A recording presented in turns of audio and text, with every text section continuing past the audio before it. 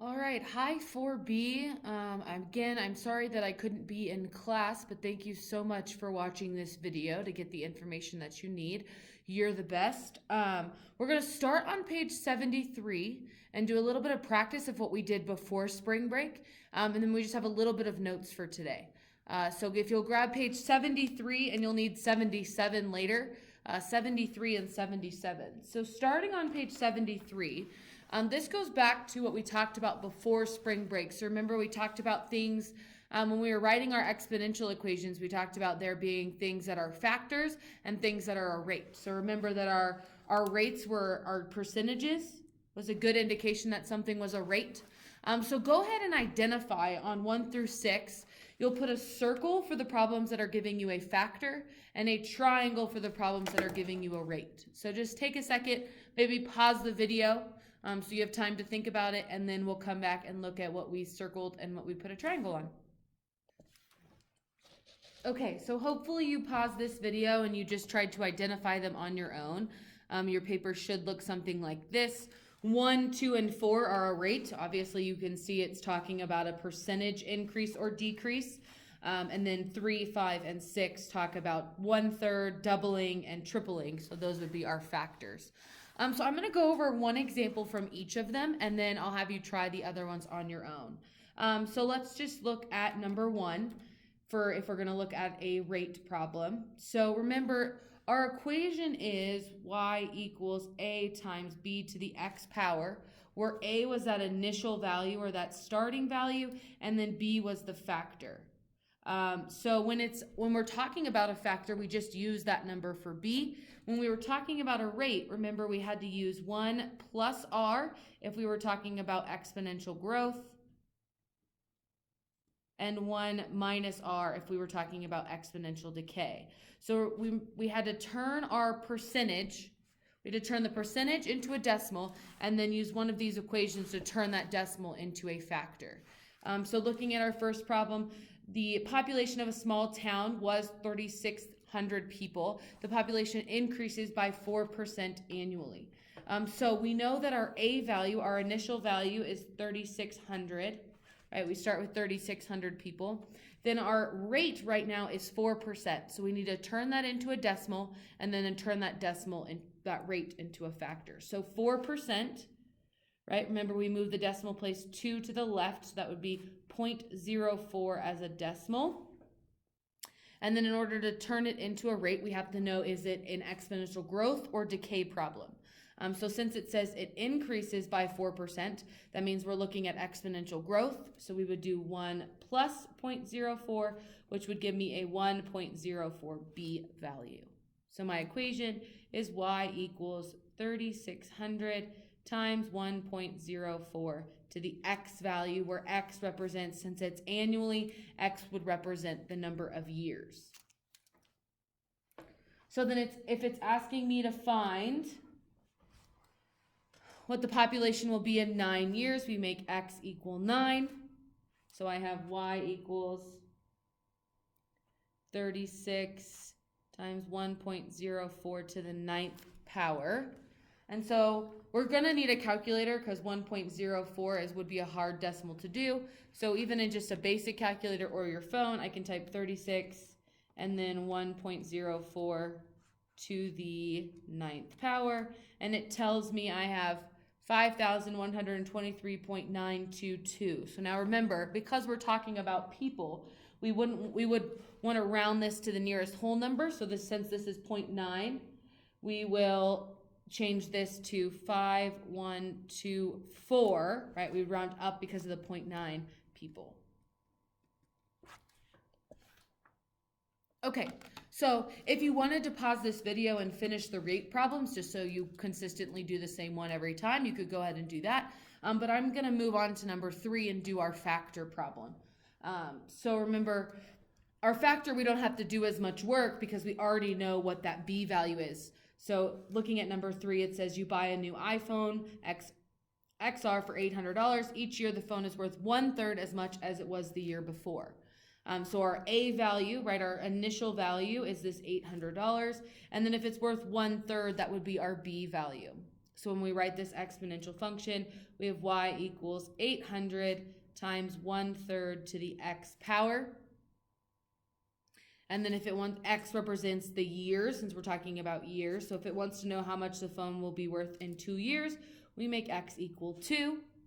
So when we solve y equals 800 times 1/3 to the second power, again, using our calculator.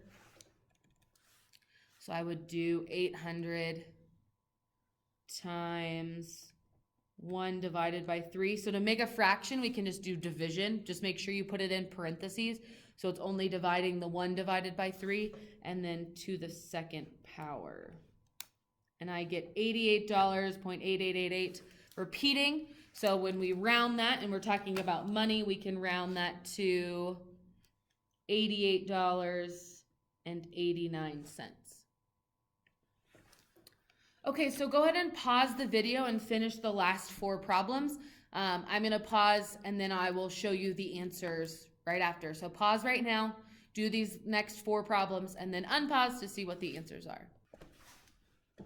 All right, so hopefully you paused the video and tried those last 4 problems. These are the answers that you should have gotten. Just make sure when you're answering these questions, right, you're including units. So with money, we have that $sign. When we're talking about students or words or whatever, we have context to what that number represents. And then make sure that you're rounding correctly, with money 2 decimal places to the 100th. If you're talking about people, you're rounding to the whole number, things of that sort. So hopefully you got these right and you're feeling good about these types of exponential functions. So we're actually going to move into another type of exponential function. So if you finish this page up, I'm actually going to have you submit the 2 pages that we're doing today as notes, just so I can double check that you've got them done. But with this, go ahead and just take a picture so that you can turn it in. And then let's move on to page 77 and take our notes for today. Again, this is another type of exponential in context problem, and it's talking about compound interest. So I don't know what you guys already know about interest.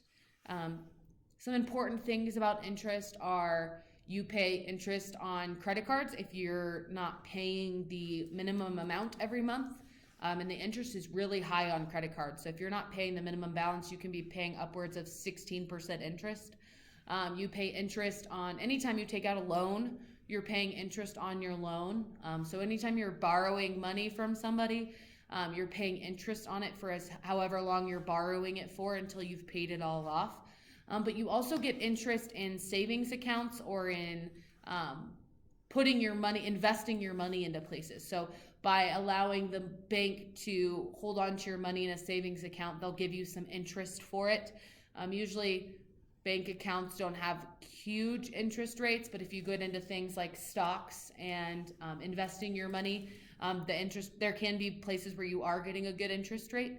So this is the way that we find out how much interest we're making. So here is our formula for our compound interest. And I'm just going to break down what all of these letters represent. So A represents the current balance on your account, how much money you actually have. P represents the principal, which is how much money you put in at the beginning. So like the initial amount that you invested. R is the rate. Remember, we also have to turn this into a decimal. So the rate, the interest rate that you're looking at. T is time. So this can be usually years. It could also be months, days, etc. But normally it's talking about years. And then N is how many times it's compounded. So then I guess this is the number of times your account compounds.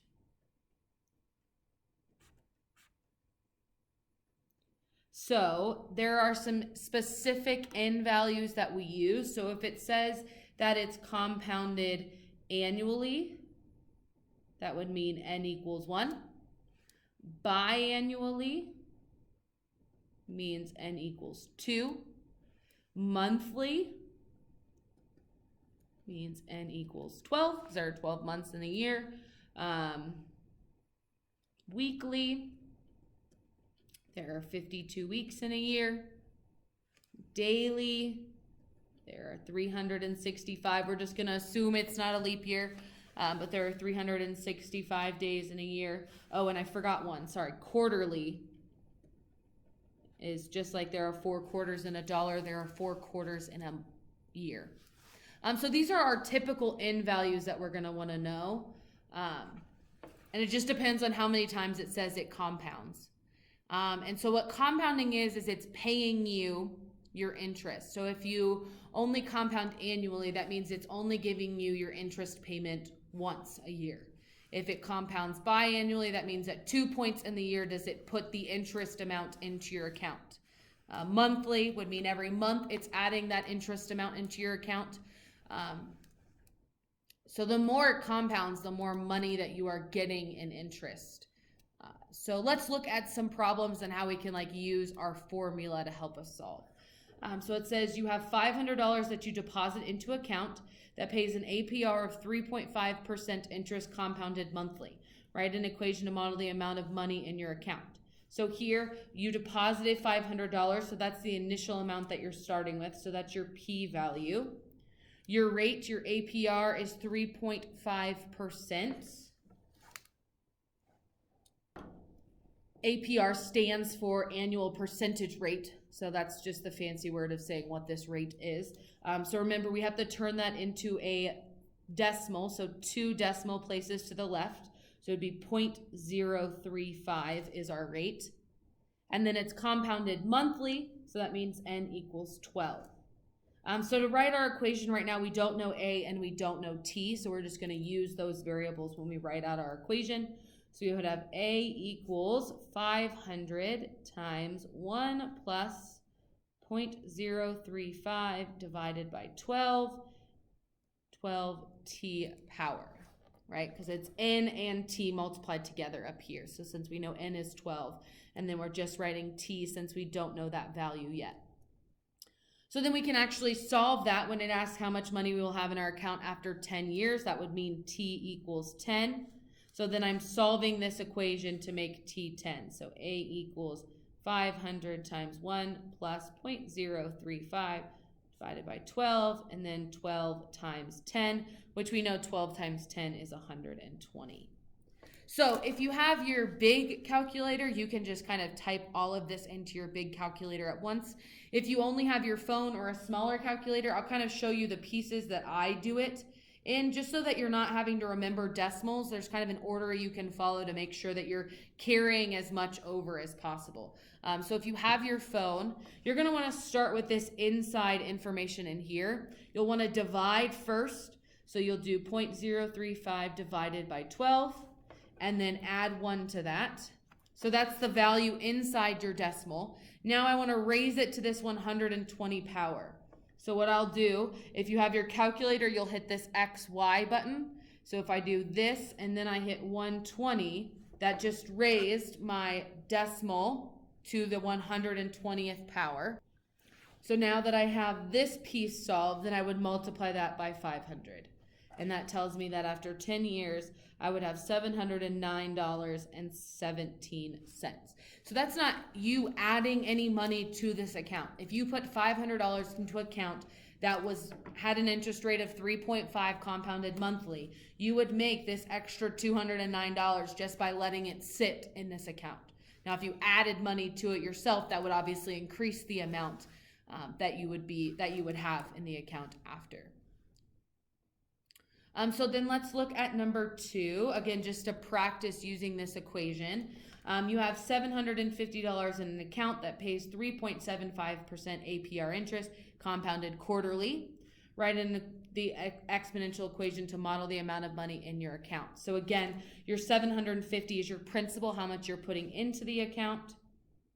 Then that 3.75 is your percentage rate, your annual percentage rate. So if I move my decimal 2 places, this is 0.0375. Then compounded quarterly means N equals 4. So with this information, we can write out our initial equation. So A equals 750 times 1 plus 0.0375 divided by 4 to the 4t. And then when it asks me how much money will be in your account after 8 years, so it's making t equal 8. Again, we're solving 1 plus 0.0375 divided by 4, and then I have 4 times 8, which we know is 32. So when I go to solve this in my calculator or on my phone, again, I can use my phone. With your bigger calculator, when you can type all this in at once, that obviously is easier, but if you only have a phone, you kind of want to work from the inside out just to make sure you're carrying your decimals over. You don't want to have to be writing out your decimals or rounding early, because that will just change the accuracy of your problem. So I'm going to do 0.0375 divided by 4, right? That gives me what this is, and then add 1. And then I'm going to raise this to the 32nd power. So again, I hit this x to the y, and then I press 32, and that gives me this long decimal. So this is solved for this whole piece. And then I'm going to multiply by 750, and that will tell me that I'll have $1,010.98. So again, a good chunk of change that you made by just letting this money sit in an account. So investing can be a really good thing for your account. I will tell you that not a lot of places are giving you 3.75, but any investment means that you're just making money by letting your money stay in that account. So that's all the notes that I have for today. We'll practice this a little bit more in class, but your homework is going to be page 74. So if you want to go ahead and work on page 74, this is doing a little bit of graphing practice from the last unit. Yeah, going over the graphing exponentials again. And then these are those word problems that we did from 73. So going back to our just factor or rate problems from 73. So again, I'm going to have you upload page 73 and 77 just so that I can check off that you've done your notes. And then just work on page 74. Again, thank you so much for watching this video and staying on top of your work since I couldn't be here. I really, really, really appreciate you guys.